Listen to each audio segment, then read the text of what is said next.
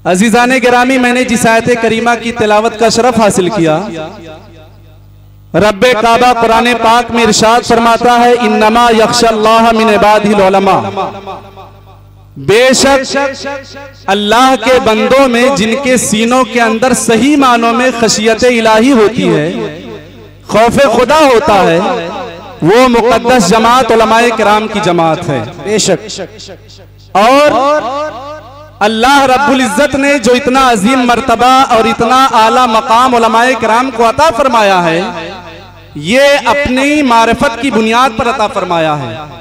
यानी जब बंदे को खुदा की मारिफत हासिल हो जाया करती है तो अल्लाह रब्बुल इज्जत उसे अपना कुर्बे खास अता फरमा देता है। और फिर अल्लाह रब्बुल इज्जत ऐसी अजीम शख्सियात के आमद से पहले ही उनके वजूद मसूद का चर्चा सारी कायनात में आम फरमा दिया करता है। चुनांचे ऐसे ही उलमाए हक में एक अहम नाम, एक नुमाया नाम सैयदी सरकार गौसुल आजम रजी अल्लाह ताला सुभान अल्लाह सुभान अल्लाह, कि आप अभी इस खाकदाने गीती पर जलवा कर भी नहीं हुए थे कि आपकी आमद के तस्करे लोगों में फैलने लगे थे, मशहूर होने लगे थे। आपके ताल्लुक से रवायत है, खुद आपके वालिद गिरामी हजरत अबू साले मूसा जंगी दोस्त रहमतुल्लाह अलैह बयान फरमाते हैं कि एक रात मैंने ख्वाब में मुशाहदा किया कि नबी पाक सल्लल्लाहु अलैहि वसल्लम सहाबा किराम की मुकद्दस जमात के साथ मैं अतहार के साथ मेरे गरीब खाने पर जलवा कर हुए, और नबी पाक सल्लल्लाहु अलैहि वसल्लम मेरे गरीब खाने पर जलवा फरमा होने के बाद फरमाते हैं, ऐ अबू साले, अल्लाह रब्बुल इज्जत तुम्हें एक औलाद अता फरमाएगा, तुम्हें एक ऐसा बेटा अता फरमाएगा कि जो मेरी उम्मत का कुतुब होगा, जो अपने वक्त का गौस होगा, और उसे ये कहने का हक हासिल होगा कि मेरा कदम तमाम औलिया की गर्दनों पर है। सुभान अल्लाह। और तारीख ने देखा कि सैयदना सरकार गौसे आजम रजी अल्लाह ताला अन्हु जो अपने वाकयात में, अपने मलफूजात में खुद फरमाते हैं कि मेरे इब्तदाई वाज का आलम यह था कि जब मैं खिताब करता तो 3 से 4 लोग हाजिरी दिया करते थे, मगर जब सरकार गौसे आजम के शबाब का जमाना आया, जब आपके इल्मी तमतराक का जमाना आया, तो सरकार गौसे आजम जब खिताब फरमाया करते थे तो आपकी मजलिस वाज़ो नसीहत में 70,000 उलमा व मशाइख हाजिरी दिया करते थे, जिनमें अपने वक्त के रजालुल गैब भी होते और अपने वक्त के इराक के मशाइख भी होते। और सरकार गौसे आजम का कमाल ये था कि आप जब खिताब फरमाते थे तो 13 उलूम की रोशनी में खिताब फरमाया करते थे। सुभान अल्लाह सुभान अल्लाह। चुनांचे एक मौके पर सरकार गौसे आजम एक मजलिस में हाजिर थे, एक कारी कुरान ने किसी आयत करीमा की तिलावत की। सरकार गौसे आजम जब खिताब करने के लिए तैयार हुए, जलवा फरमा हुए, तो आपने उस आयत करीमा के 11 मानी बयान फरमाए और उसके कुछ वजूहात बयान फरमाए, जिनकी तादाद तकरीबन 40 तक पहुंचती थी। और आपने हर एक की अकली और नकली दलील भी बयान फरमाई और नकली दलीलों की सनद भी बयान फरमाई। जब हाजिरीन मजलिस ने आपके इल्मी तफव्वुक को, आपके इल्मी कमाल को, आपके फजलो कमाल को महसूस किया तो सारे उलमा व मशाइख अंगुश्त बदंदा हो गए और सब ये कहने पर मजबूर थे कि ये मुस्तफा जाने रहमत का सदका है और हजरत मौला अली के इल्म का सदका। बेशक सुभान अल्लाह। तो सरकार गौसे आजम रजी अल्लाह ताला अन्हु को अल्लाह रब्बुल इज्जत ने अपने वक्त का अज़ीमुश्शान आलिम बनाया था, जहां पर आप करामतों से लोगों की दिलों में ईमान की रूह फूका करते थे, वहीं पर सरकार गौसे आजम अपने मजलिसे तदरीस से उलमाए दीन की एक टीम भी तैयार फरमाया करते थे। और सरकार गौसे आजम जब अपने मसनदे तदरीस पर बैठते तो सिर्फ फिक़्ह हदीस की तालीम नहीं देते, बल्कि आप इन तमाम उलूम की तालीम देने के साथ साथ मस्जिद अक्सा की आजादी की तहरीक के जो अलंबरदार थे, जिनका नाम सुल्तान सलाहुद्दीन अय्यूबी था, आप उनकी तहरीक में शामिल होने पर अपने उलमा के अंदर जज्बा भी बेदार फरमाया करते थे। तो सरकार गौसे आजम रजी अल्लाह ताला अन्हु ऐसी बाकमाल शख्सियत का नाम है कि जो अभी इस रुए जमीन पर जलवागर भी नहीं हुए थे कि आपके आमद से पहले नबी पाक सल्लल्लाहु अलैहि वसल्लम ने और आपके सहाबा की मुकद्दस जमात ने आपके वालिदे गिरामी को ख्वाब में आपके आने की बशारतें दी थी। और सय्यदुत ताइफा जुनैद बगदादी रजी अल्लाह ताला अन्हु ने एक मौके पर फरमाया कि 5वीं सदी के वस्त में अल्लाह रब्बुल इज्जत एक ऐसे वली कामिल को पैदा फरमाएगा कि जिसकी विलायत का शोरा 4 दांगे आलम में आम हो जाएगा और उसको ये कहने का हक हासिल होगा कि मेरा कदम मां सिवाय सहाबा और ताबईन के तमाम औलियाए किराम की गर्दनों बेशक हक है। और ये मकाम सैयदना सरकार गौसे आजम रजी अल्लाह तआला अन्हु को मुस्तफा जान रहमत के दर से मिला था। नबी पाक सल्लल्लाहु अलैहि वसल्लम ने सैयदना सरकार गौसे आजम को बाकमाल बनाया था और तमाम उलूम व फनून का जामे बनाया था।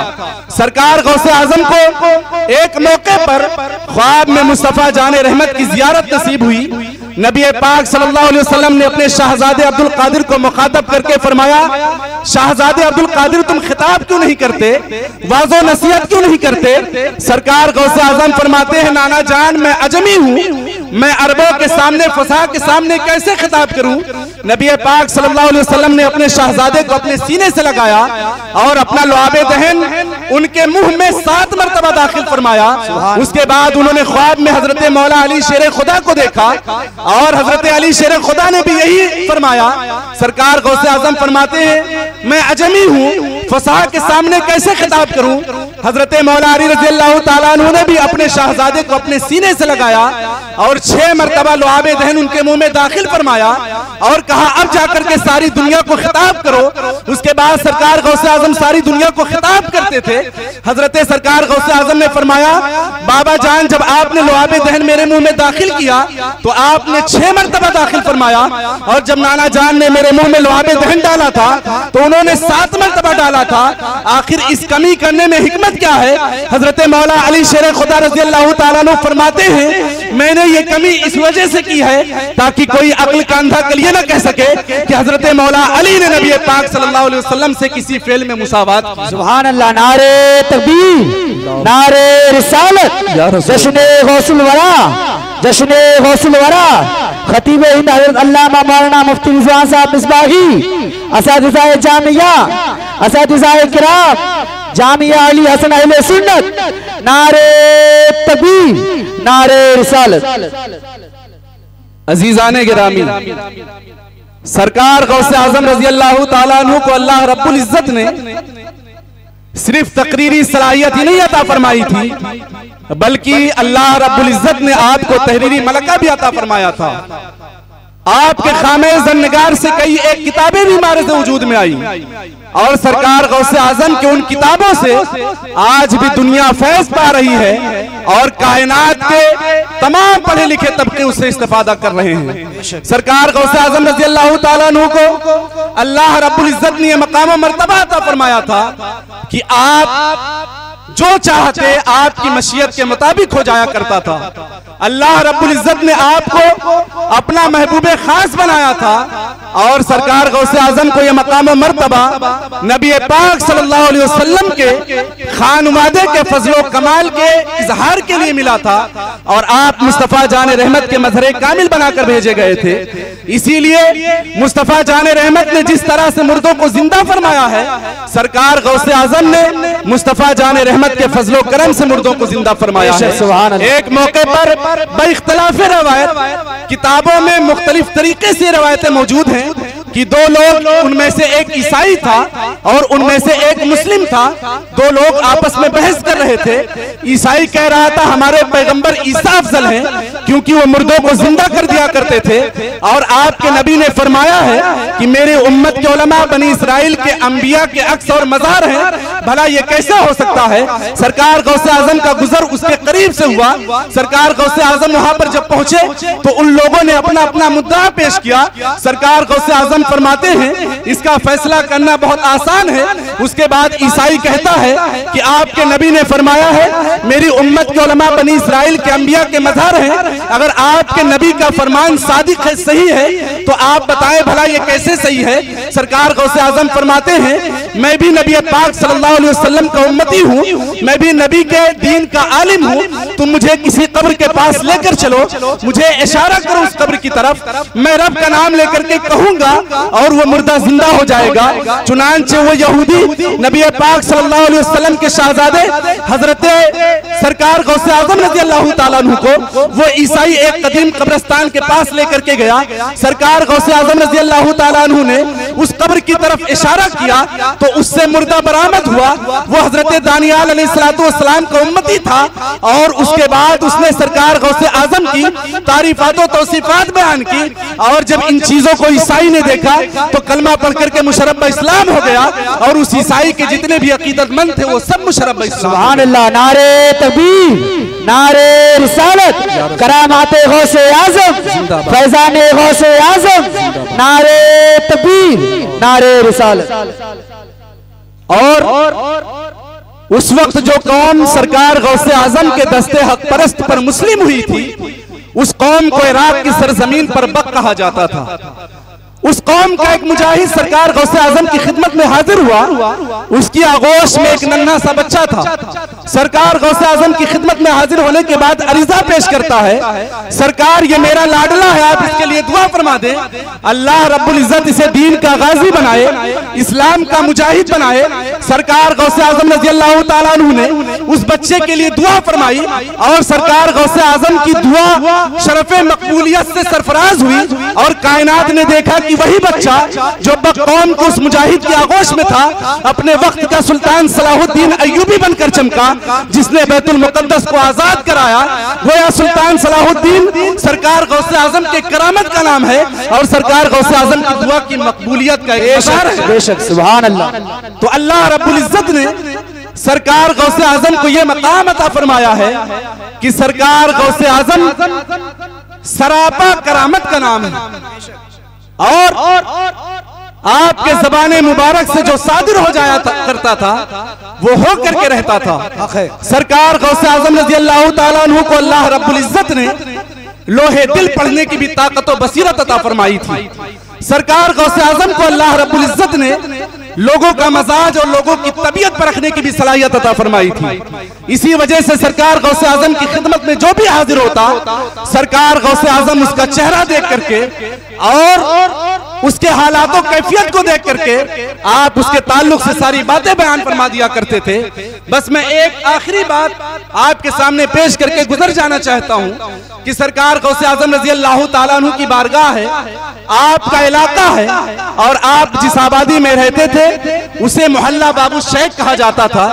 एक शख्स सरकार गौसे आजम की आबादी में दाखिल हुआ, सरकार गौसे आजम की मुलाकात की तमन्ना लिए हुए आया था। जब वो मोहल्ला बाबू शेख के करीब पहुंचा उसने दाहिनी तरफ देखा तो उसने क्या देखा कि घोड़ों का एक अजीम इमारत मौजूद है।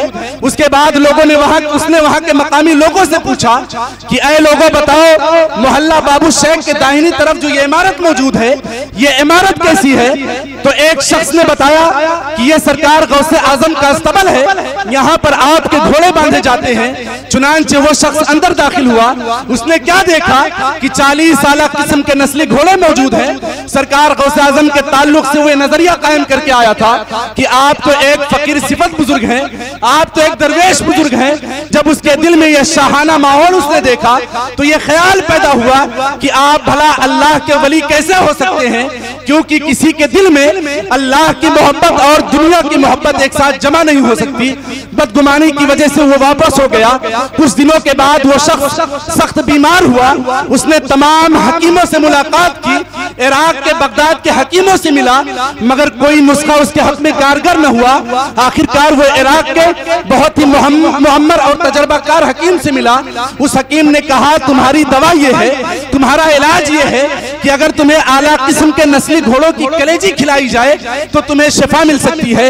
साथ ही साथ उस शख्स ने यह कहा कि ऐ हकीम, मैं एक गरीबो नादार शख्स हूँ, मेरे लिए एक आला किस्म के नस्ली घोड़े का इंतजाम करना भी मुश्किल है, भला मैं 40 आला किस्म के नस्ली घोड़े की कलेजी कहाँ से ला सकता हूँ।